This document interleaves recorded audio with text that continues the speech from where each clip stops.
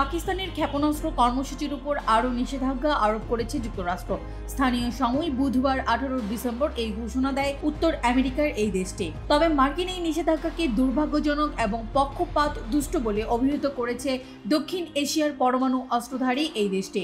বৃহস্পতিবার 19 ডিসেম্বর এক প্রতিবেদনে এই তথ্য জানিয়েছে বার্তা সংস্থা রয়টার্স।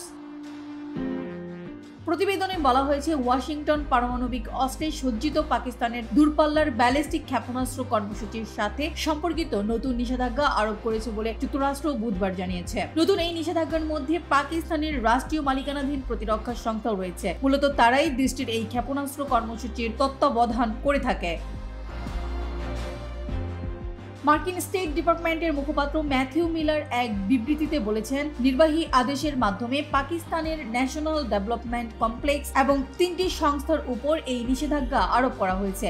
মূলত গণবিধ্বংসী অস্ত্র এবং তাদের সরবরাহের উপায়গুলোকে লক্ষ্য করে এই পদক্ষেপ নেওয়া হয়েছে।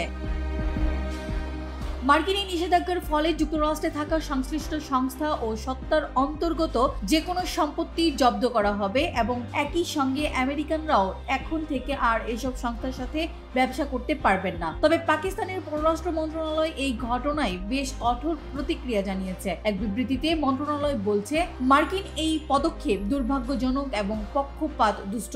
এছাড়া সামরিক অসামঞ্জস্যকে জোরদার করার লক্ষ্যে আরোপ করা এই নিষেধাজ্ঞা আঞ্চলিক স্থিতিশীলতার ক্ষতি করবে।